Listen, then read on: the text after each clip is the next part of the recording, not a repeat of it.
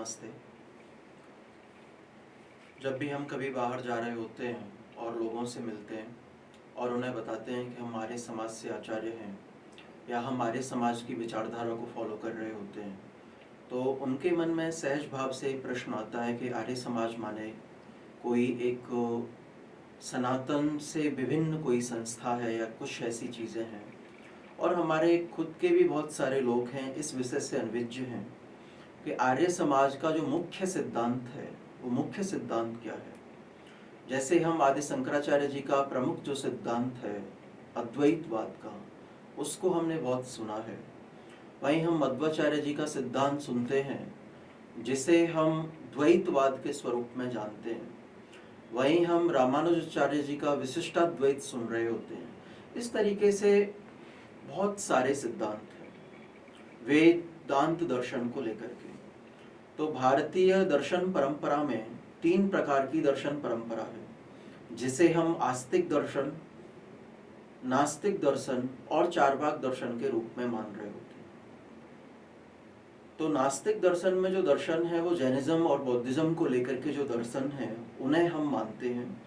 चार्वाक दर्शन एक बिल्कुल ही अलग है, जिसको लेकर के बहुत सारा साहित्य उपलब्ध नहीं है, लेकिन उनकी जो प्रमुख मान्यता थी वो यही थी कि जो भी है इस जीवन में ही हमें कर लेना है, आगे का जन्म मिलता नहीं है। उनके कुछ प्रमुख जो सूत्र थे वो आज जरूर कहीं ना कहीं रूप से उपलब्ध होते हैं, जिन्हें हम लोग ऋणम कृत्वा घृतम पिबेत यावत जीवेत सुखम जीवेत, इस तरीके से लेकर के बहुत सारी मान्यताओं को मान रहे होते हैं। अब हमें ये जानना है कि स्वामी दयानंद सरस्वती जी महाराज द्वारा स्थापित आर्य समाज कौन से वाले इनमें से सिद्धांत को मानता है। तो इसका उत्तर है कि इनमें से आर्य समाज किसी भी सिद्धांत को केवल जैसा है उसी स्वरूप में नहीं मान रहा होता है। आर्य समाज वेद और उपनिषदों के आधार पर जो वेदों का मंतव्य है उसको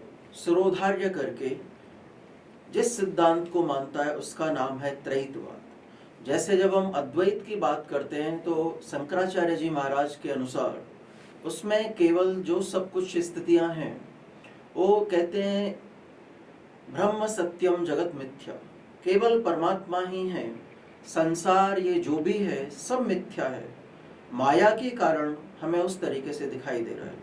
लेकिन वैदिक सिद्धांत त्रैतवाद सिद्धांत इस बात को मान रहा होता है। पहले तो हमें ये जानना है कि त्रैतवाद सिद्धांत क्या है। त्रैत का मतलब ही होता है 3 से जो बना हुआ है। तो 3 सत्ताएं हैं, वो है ईश्वर, दूसरा है जीव और तीसरा है प्रकृति। तो पहला ईश्वर, जीव, प्रकृति। जब हम अद्वैत की बात करते हैं तो अद्वैत में केवल ईश्वर को माना जा रहा होता है। जब हम द्वैत की बात करते हैं तो द्वैत में ईश्वर और जीव को भी माना जा रहा होता है। और जब हम द्वैताद्वैत की बात करते हैं तो उस सिद्धांत में ये भी है कि हो भी सकता है, नहीं भी हो सकता है। भेद और अभेद दोनों ही स्वरूप से उस तरीके की बातों को किया है। लेकिन हम बाकी पर न जाकर के आर्य समाज के सिद्धांत को पकड़ते हैं। पहला ईश्वर। आर्य समाज के मंतव्य के अनुसार स्वामी दयानंद जी महाराज ने जो 10 नियम लिखे हैं उसके दूसरे नियम में बहुत सुंदर तरीके से ईश्वर की व्याख्या की। और आर्य समाज या स्वामी जी दयानंद जी सरस्वती महाराज द्वारा जो ईश्वर की व्याख्या की है वो हमारी वेद परंपरा, दर्शन परंपरा से ही लिया हुआ है। और योग दर्शन में जो ईश्वर की व्याख्या की है कि उन्होंने कहा कि कैसे परमात्मा को हमें समर्पण करना चाहिए। चूंकि भारत में इतने सारे भगवान हैं तो अगर आपको प्रणिधान भी करना है तो कौन से वाले भगवान को आप समर्पण का भाव दिखाएंगे। तो उन्होंने 4 क्वालिटी बताई। क्लेश कर्म विपाक आसे। जिस ईश्वर को, जिस परमात्मा को किसी भी प्रकार का कोई भी क्लेश न हो। योग दर्शन के अंदर ही 5 प्रकार के क्लेश काउंट किए गए हैं। अविद्या, अस्मिता, राग, द्वेष, अभिनिवेश, जिसमें बिल्कुल भी किंचित भी नाम मात्र की भी अविद्या न हो, जो संपूर्ण तरीके से सारी चीजों को जानने वाला हो। अविद्या, अस्मिता। अस्मिता का भाव होता है जो मैं और मेरे का जो एक अंतर है उस अंतर में न पड़ता हो। सामान्य तौर से हम इस जगत में मनुष्य को देखते हैं कि मनुष्य जिस समय उसे कोई बहुत बड़ा लाभ हो जाता है, मान लो 1 करोड़ का फायदा हुआ व्यापार में, तो वो अत्यंत प्रफुल्लित होता है, देखो मैं बड़ा हो गया। जब कुछ नुकसान हो जा रहा होता है तो वो धीरे से कहीं कहीं अपने मन में कमजोर हो जा रहा होता है। तो ये जो सारी स्थितियां हैं ये अस्मिता के कारण होती हैं। परमात्मा में ये भी भाव कभी नहीं आ रहा होता है। तीसरी राग, हम जो अपना निकटतम व्यक्ति होता है उसके प्रति या जिससे भी हमें सुख प्राप्त हुआ होता है उसके प्रति राग से जुड़े हुए होते हैं। जो व्यक्ति हमें कहीं ना कहीं दुख पहुंचा रहा होता है या वस्तु दुख पहुंचाती है उसके प्रति द्वेष के भाव से भी जुड़े हुए होते हैं। और अभिनिवेश मृत्यु का भी दुख इस शरीर के साथ रहता है। तो इन 5 प्रकार के जो क्लेशों से अलग है वो ईश्वर है। इसके लिए जब हम ईश्वर की संकल्पना कर रहे होते हैं तो यहाँ पे ये भी है कि तत्व निरतिशय सर्वज्ञ बीजम, कि उस परमात्मा के सदृश, उस परमात्मा से बड़ा भी कोई नहीं है। आर्य समाज केवल एक ईश्वर को मान रही होती है। वेदों के अंदर लिखा है कि परमात्मा एक है, ना वो 2 है, ना 3 है, ना 4 है, ना 5 है। इसके लिए एक ईश्वर की, निराकार ईश्वर की आर्य समाज के मंतव्य के अनुसार ईश्वर की धारणा है। हम परमात्मा, ईश्वर, तो आर्य समाज में, वैदिक में, धर्म में कहीं से भी परमात्मा का कोई भी अवतरण, अवतार किसी भी स्वरूप में नहीं होता है। ईश्वर है, अनादि है। त्रैतवाद का सिद्धांत जो मूल रूप से है वो यही है कि ये 3 जो सत्ताएं हैं, ईश्वर, जीव और प्रकृति, ये पहले से थे, हमेशा हैं और हमेशा रहने वाले। तो परमात्मा न कभी जन्म लेता है, न कभी मृत्यु को प्राप्त हो रहा होता है। वो सदा से था, सदा से है और सदा ही रहने वाले हो रहे होते हैं। तो योग दर्शन में पतंजलि महाराज इस बात को बता रहे होते हैं कि तत्र नृतिशय सर्वज्ञ बीजम, कि उस परमात्मा के सदृश, उस परमात्मा के तुल्य, उनके समान और भी कोई ज्ञान से संपन्न नहीं है। कई बार ऐसा होता है कि हम लोग ये अंतर्भेद में पड़ जाते हैं कि 2 ईश्वर समान रूप से होंगे। तो ये सदैव ध्यान रखें कि जहाँ भी कहीं भी आपको थोड़ी भी अविद्या दिख रही होती है, आप जिन्हें भी परमात्मा के स्वरूप में पूछ रहे हैं, आप उनके जीवन का थोड़ा सा विश्लेषण कीजिए। क्या उनके जीवन काल में कहीं दुख आए? क्या उनके जीवन काल में कहीं कोई अविद्या थी? अगर ये सारी चीज़ें थीं तो जिस ईश्वर की वेद बात करता है वो परमात्मा, वो ईश्वर नहीं है। तो स्वामी दयानंद जी महाराज दूसरे नियम में परमात्मा के लगभग 20 नामों का व्याख्यान करते हैं।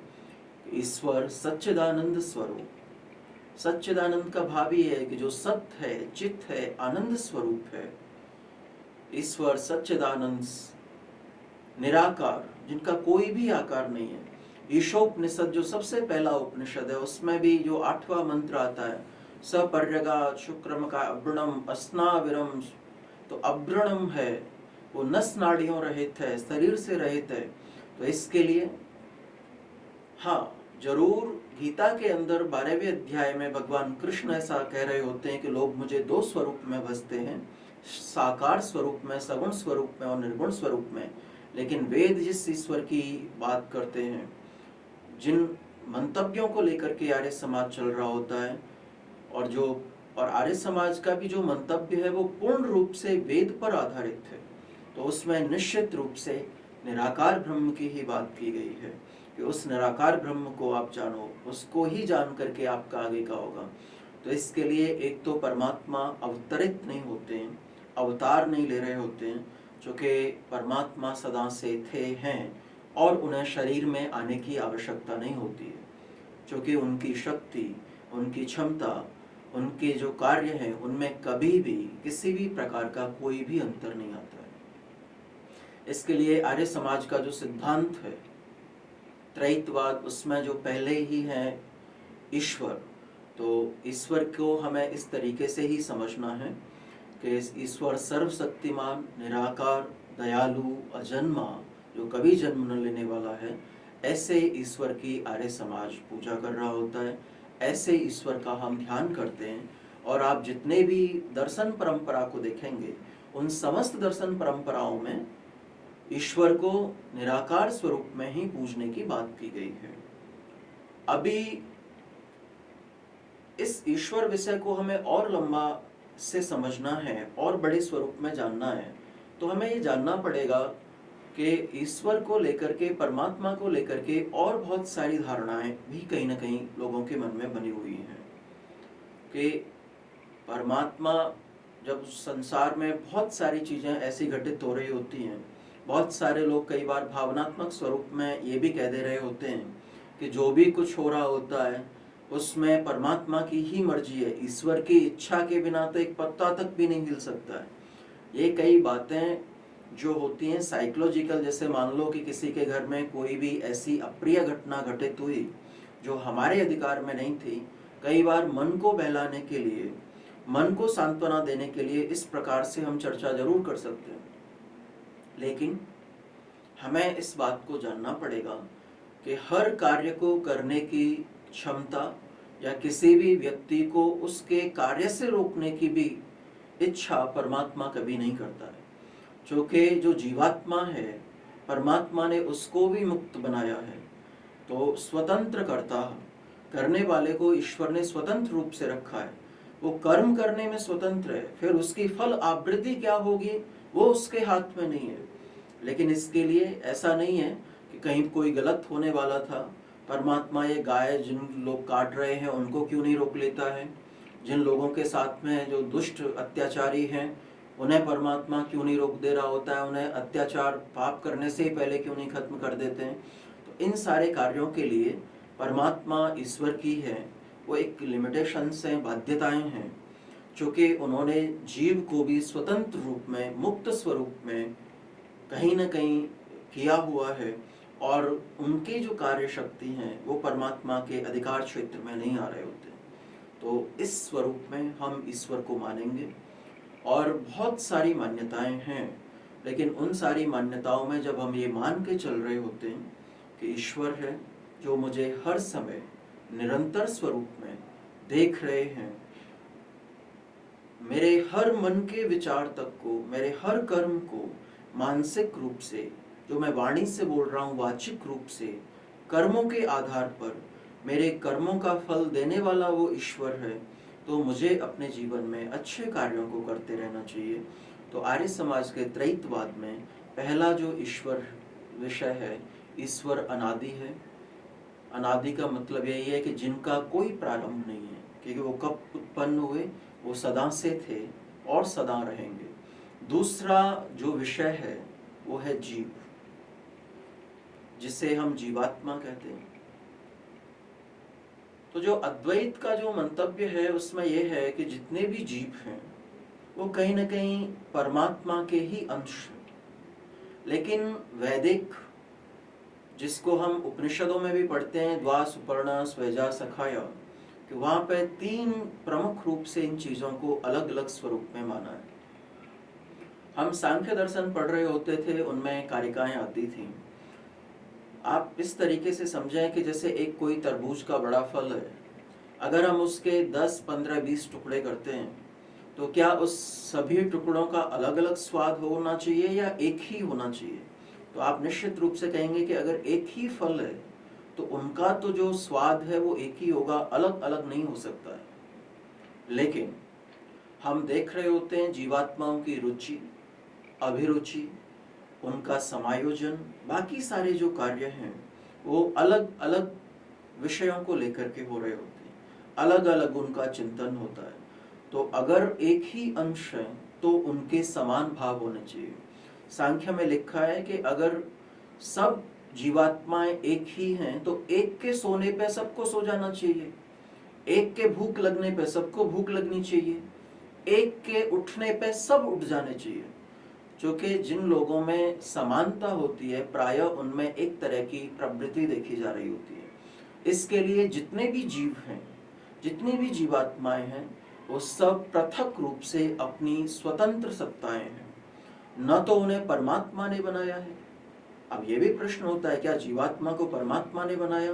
अगर हम कहें परमात्मा ने बनाया तो वो सिद्धांत हमारा वहीं खंडित हो गया कि वो फिर अनादि कैसे हुई। तो परमात्मा ने नहीं बनाया है। जीवात्मा परमात्मा की व्यवस्था के अनुरूप जन्म, मृत्यु, कर्म फल व्यवस्था, भोग, इन सारी वस्तुओं का भोग भोग रहा होता है। तो जीवात्मा पृथक सत्ता है, वो अपने कार्य करने की स्वतंत्रता में रखता है, उसके कार्य करने की शक्ति स्वतंत्र है, लेकिन बहुत सारे ऐसे कार्य हैं जो जीवात्मा के भी हाथ में नहीं होते। जैसे अगर जीवात्मा चाहे भी मोटे स्वरूप में तो कि मुझे इस परिवार में ही जन्म लेना है, इस शहर में ही जन्म लेना है, इस व्यक्ति का ही मुझे संतान बनना है, ये जीवात्मा के हाथ में नहीं है। ये परमात्मा की एक व्यवस्था होती है, उस व्यवस्था के अनुरूप कार्य कर रहे होते हैं। तो जीवात्मा पृथक है, परमात्मा पृथक है। जीवात्मा के लिए दो शब्द आते हैं, सत और चित। जीवात्मा है और उसमें चेतना भी है, परमात्मा भी है, परमात्मा में चेतना भी है, लेकिन परमात्मा के साथ में एक और शब्द जुड़ता है, आनंद। तभी हम ईश्वर के लिए सच्चिदानंद शब्द का प्रयोग कर रहे होते हैं। जब हम आनंद शब्द को बोल रहे होते हैं तो जीवात्मा में भी आनंद तो है, लेकिन वो क्षणिक है, लंबे समय के लिए नहीं है। जीवात्मा दुखी भी हो रहा होता है और जीवात्मा अपने कर्मों के बंधन में भी आता है, और इन कर्मों के बंधन से परमात्मा विमुक्त है। तो हम बात कर रहे थे क्लेश, कर्म, विपाक। तो कर्म और विपाक, विपाक माने जो कर्म का फल है, उस कर्म के फल में जीवात्मा भी कहीं ना कहीं अपने आप को सम्मिलित कर रहा होता है। इसके लिए हम सदैव ये मान के चलें कि ईश्वर पृथक सत्ता है और जीव पृथक सत्ता है। इन दोनों में जो समान गुण हैं वो दो गुण ये हैं कि दोनों ही लिविंग चेतन स्वरूप हैं। इन दोनों के ही लिए सांख्य में एक शब्द प्रयोग किया है जिसको हम बोलते हैं ज या पुरुष। जो चेतना है वो दोनों के ही अंदर है। इसके लिए जहाँ चेतन स्वरूप का भाव लिया जाता है तो दोनों को समादृश्य, सादृश्य में तुलना कर ली जा रही होती है, समान समझ लिया जा रहा होता है, लेकिन दोनों की कार्य शक्ति, कार्य क्षमताएं बहुत पृथक है। हम सब आत्माएं हैं और जो विशिष्ट एक है उनको ही हम परम आत्मा करके, परमात्मा करके जान रहे होते हैं। तो आर्य समाज के सिद्धांत में तो त्रैतवाद में है, पहला ईश्वर, दूसरे में जीवात्मा है। अब क्या हमें ये एक प्रश्न और जीवात्माओं को लेकर के उत्पन्न होता है, क्या जीवात्मा नई नई और पैदाएं हो रही हैं? जैसे हम देखते हैं किसी समय में पूरे संसार की जो संख्या थी वो 400 करोड़ थी, फिर 500 करोड़ हुई, 600 करोड़, 700 करोड़, आज 800 करोड़ और उससे कुछ ऊपर संख्याएं हैं। तो ये जो संख्या बढ़ती चली जा रही है, तो क्या नई नई जीवात्माएं उत्पन्न हो रही हैं? इसका उत्तर है नहीं। जीवात्माएं अफरोगत कितनी हैं? तो जीवात्माएं असंख्य हैं, अनेक सारी जीवात्माएं हैं। उन अनेक सारी जीवात्माएं अलग अलग योनियों में रह के काम कर रही होती हैं, लेकिन जीवात्मा न उत्पन्न होती है न मरती है, वो अपने अलग अलग स्वरूप में रह के कार्य कर रही होती है।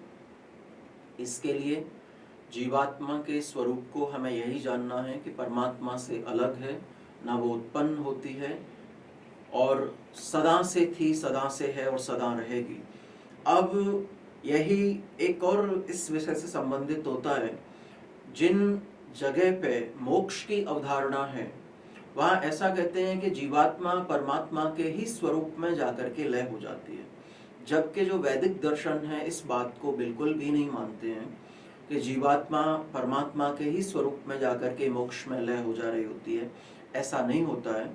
जीवात्मा मोक्ष में तो जाता है, और कुछ लोग कहते हैं मोक्ष माने लौट के ना आना, ऐसा भी नहीं है।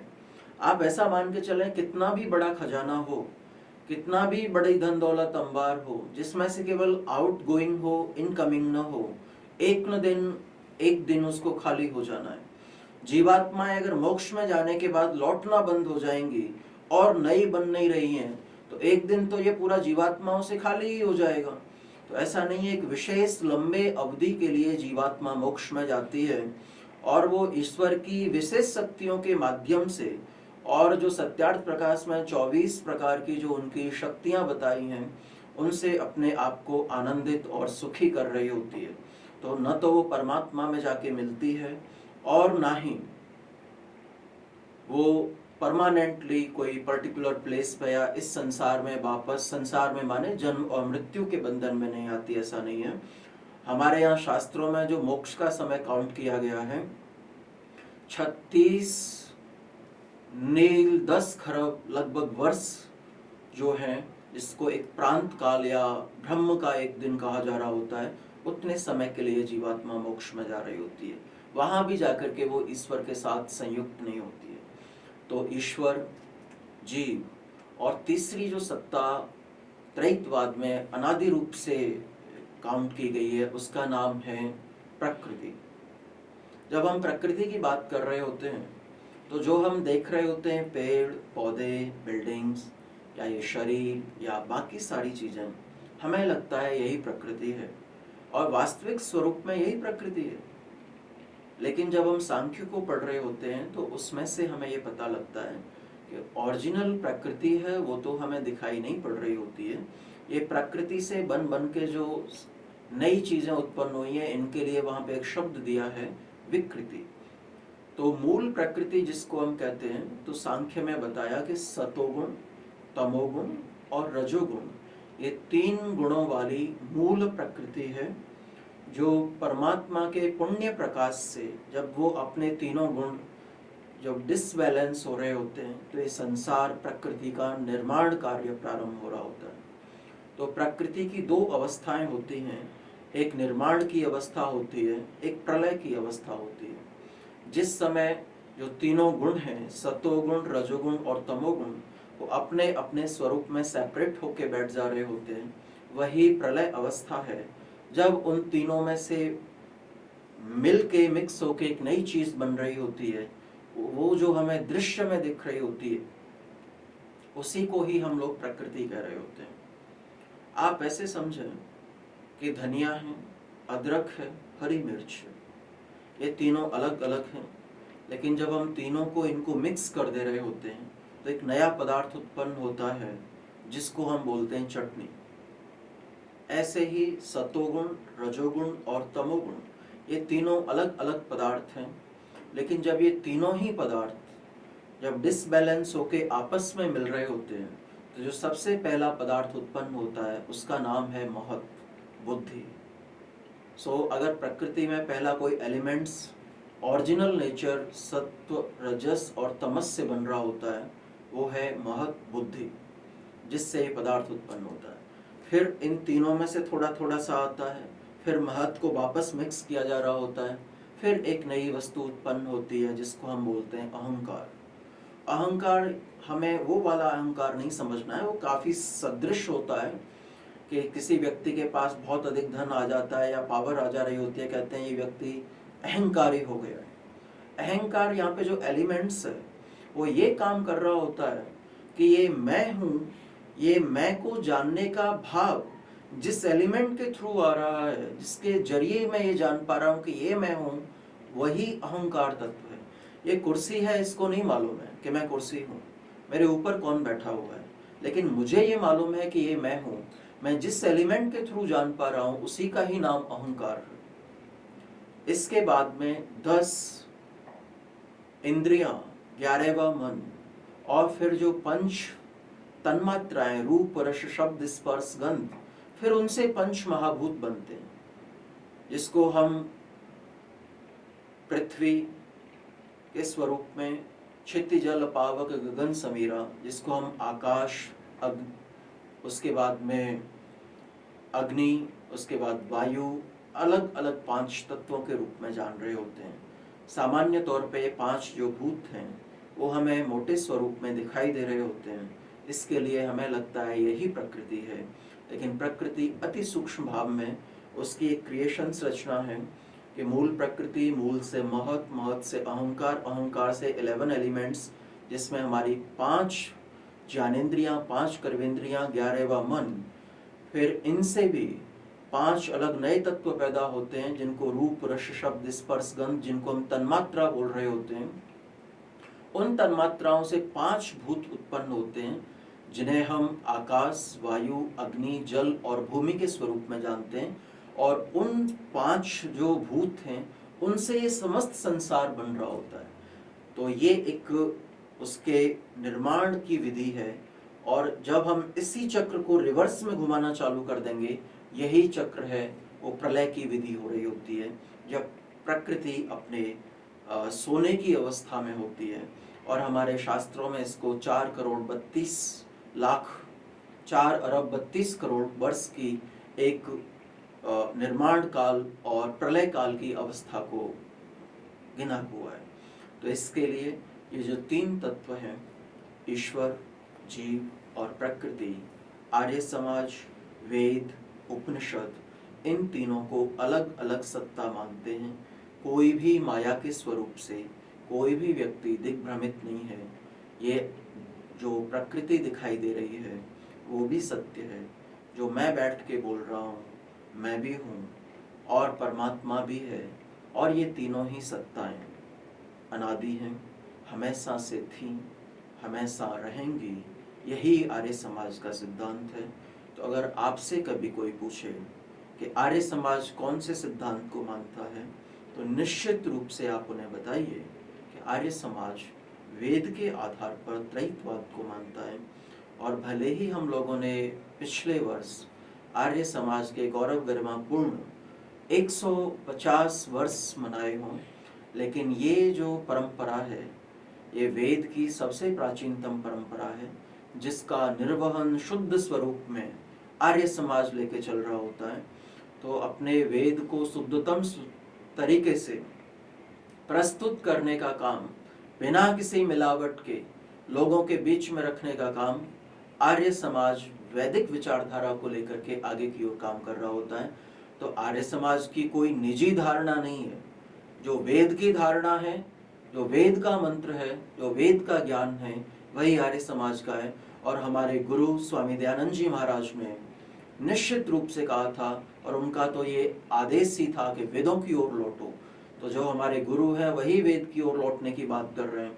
तो हमारा तो ये कोई नई मत पंथ संप्रदाय या कोई विचार पैदा करने का नहीं है। जो वेद का विचार है वही आर्य समाज का विचार है, और वही त्रैतवाद है। इसके लिए प्रत्येक वैदिक धर्मावलंबी को इन सारे स्वरूप को जानना चाहिए। और उन लोगों ने किन विचारों को लेकर के बात की, वो ऐतिहासिक स्वरूप में हो सकता है कि कोई ऐसे कारण रहे होंगे। क्योंकि शंकराचार्य जी महाराज ने जिस समय अद्वैत की बात की थी, उस समय जैनिज्म का बहुत प्रचार था, और उनका ये भाव था कि ईश्वर है ही नहीं। तो कई बार ऐसे होते हैं कि हम कह रहे होते हैं ईश्वर नहीं है, मैं कहता हूँ ईश्वर के अलावा कुछ भी नहीं है। तो कई बार इस स्वरूप में भी एक विचार को, और उनके जब बाकी ग्रंथों को पढ़ रहे होते हैं तो बहुत सारी चीज़ें सामने निकल के आ रही होती हैं। तो आप सब लोगों ने इसको देखें, सुने और बताएं कि और किन विषयों को हम इसमें और जोड़ के आगे की ओर कर सकते हैं। धन्यवाद।